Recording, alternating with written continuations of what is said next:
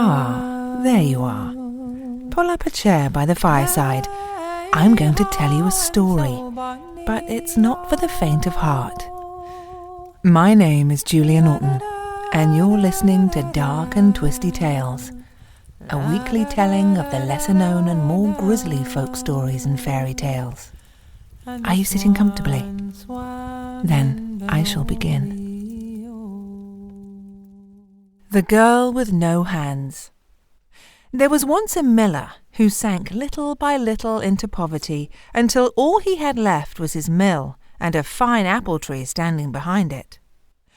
One day he'd just set off into the forest to gather some wood when an old man he'd never seen before appeared in front of him.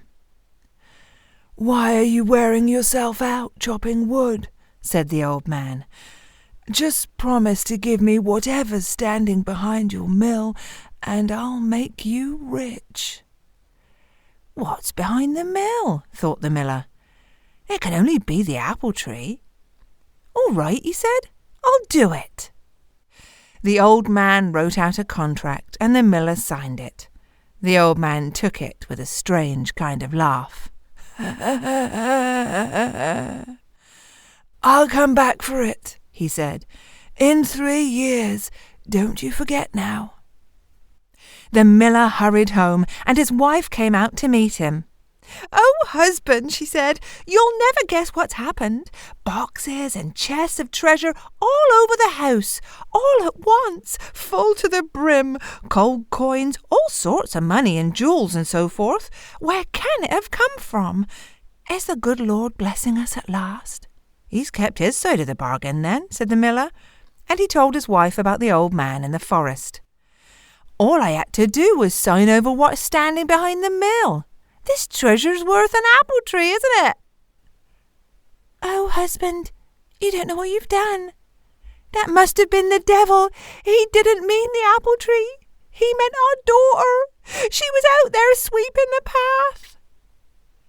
The miller's daughter, who was a lovely girl, lived the next 3 years worshipping God piously.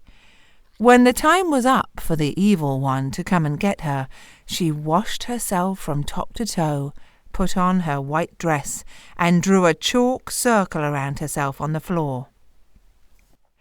The devil turned up first thing in the morning and found he couldn't get near her.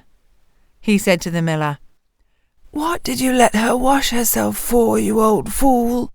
Don't let her have any water, not a drop, or else I won't be able to touch her." The miller was terrified. He did as the devil told him, and didn't let his daughter have a drop of water, no matter how thirsty she was. Next morning the devil came back. "Look, her hands are clean. Why did you let her wash her hands?" It turned out that she'd wept all night, and her tears had washed her hands clean. The devil was furious because he still couldn't touch her. "Right," he said. "Now you'll have to chop her hands off." The miller was horrified. "I can't do that," he cried. "My own child, I can't do that to her."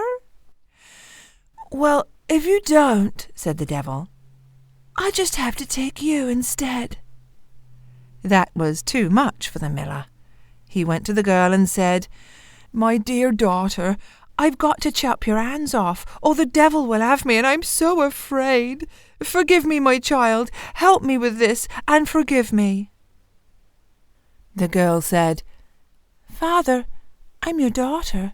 You can do whatever you like to me." And she stretched out her hands and let her father chop them off.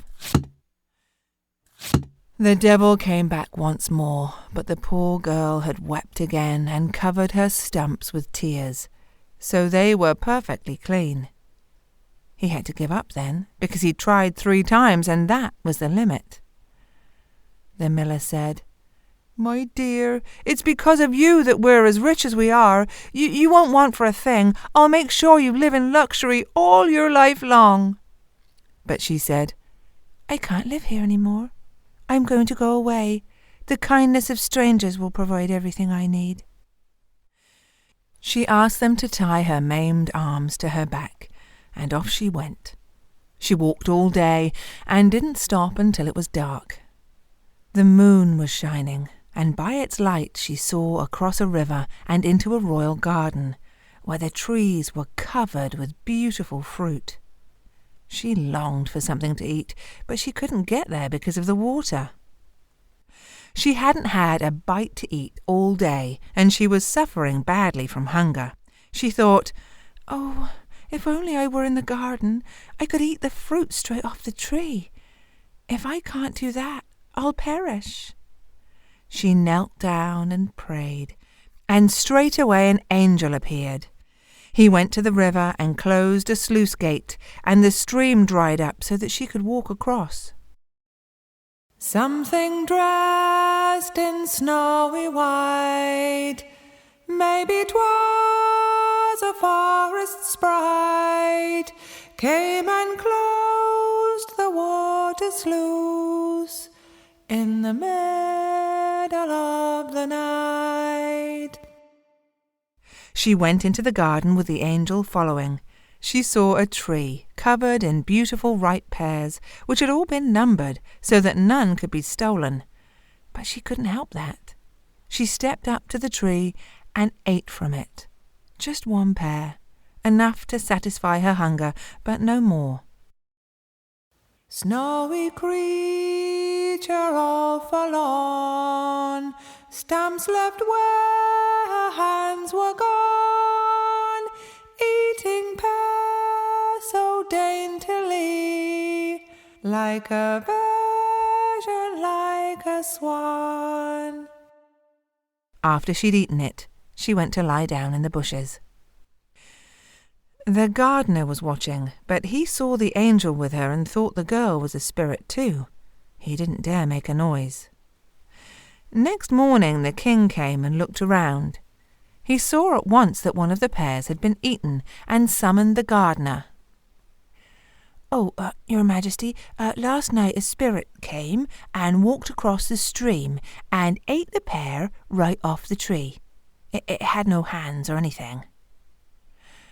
"How did it walk across the stream?" "Well, an angel came down and closed the sluice gate for it and let the stream dry up. I was afraid, Your Majesty, so I didn't call out and stop it. After the spirit had eaten the pear, it went away somewhere." "Well, that doesn't sound very likely," said the king. "I'd better keep watch with you tonight in case it happens again." Next night the king came quietly to the garden, accompanied by a priest who was going to talk to the spirit if it appeared again. They sat down nearby and waited, and sure enough, at midnight, the girl came out from hiding, stepped up to the tree, and ate a pear just with her mouth. The angel stood guard at her side. "Snowy creature all forlorn, stamps left where her hands were gone, eating pear so daintily, like a virgin, like a swan." The priest went up to them and said, "Where do you come from, my child? From God or from the world? Are you a spirit or a human being?" "I'm not a spirit," she said. "I'm a poor woman who's been forsaken by everyone except God." The king heard what she said and replied, "Even if the whole world has forsaken you, I shall not." He took her back to his castle. She was so beautiful and good that he fell in love with her and took her as his wife, and had silver hands made for her, and they lived in happiness. After a year, the king had to go to war. He left his young queen in the care of his mother. "If she has a baby," he said, "look after mother and child well, and write and tell me the news at once." A little later, she gave birth to a beautiful son. The king's mother wrote as he told her to, telling him the joyful news. But on his way to the king, the messenger stopped at a brook to rest. All this time, the devil had been watching over the girl, determined to destroy her happiness. And now he took the letter away, and substituted one that said the queen had given birth to a monster. When the king read this, he was horrified and saddened, but he wrote back to say they should take good care of her till he came back. Once again the messenger lay down to sleep, and once again the devil came and put a letter of his own in place of the one the messenger was carrying. This one said that they should kill the queen and her child.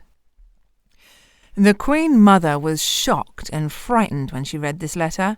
She wrote to her son again, but got the same answer, because the devil was watching and kept switching the letters around. The last letter even said that they should keep the Queen's eyes and tongue as proof. When the old Queen read this, she wept bitterly at the shedding of such innocent blood. But then she had an idea, and had a doe slaughtered, and cut out its eyes and its tongue, and kept them safe. "My dear," she said to the Queen, "you can't stay here. I don't know why the king has sent this terrible command, but here it is, in his writing, and the only thing for you to do is go away with your child out into the wide world and never come back." The Queen Mother tied the baby onto his mother's back, and the poor woman went away once more weeping. She walked and walked till she came to a deep, dark forest, and there she knelt down to pray. An angel appeared to her just as it had before, and this time he led her to a little house. A sign above the door said, "Here anyone is welcome, and all live free." Out of the house came a maiden as snow-white as the angel, and said, "Your Majesty, come inside." She untied the little baby from her back, and held him to the Queen's breast so he could suckle, and then showed them a beautifully made bed. "How do you know that I'm Queen?" "I'm an angel sent by heaven to take care of you. You needn't worry about a thing." And for 7 years she lived in the little house, and she and her son were looked after very well. And during that time, through the grace of heaven, and because of her own piety, her hands grew back. Finally the king came home from war, and the first thing he wanted to do was greet his dear wife and child. His old mother began to weep. "You wicked man! How can you say that when you wanted them killed?" The king was astonished, but she showed him the letters the devil had forged. "And I did what you told me to do," she said. "Here's the proof, her eyes and her tongue." The king began to weep even more bitterly than his mother. Finally the old woman had mercy on him and said, "Something wicked has been happening here, but there's no need to weep, because your wife is still alive. These are the eyes and tongue of a doe. I tied the baby on his mother's back and told her to go out into the world and promise never to come back here, because you were so angry with her." "You're right," said the king. "This is the work of the devil. But I'll go out and look for her, and I'll neither eat nor drink nor sleep in a bed until I've found my dear wife and my child." The king travelled all over the world for nearly 7 years, searching in every cave and hovel, every town and village, and found no sign of her. So he began to think that perhaps she had perished.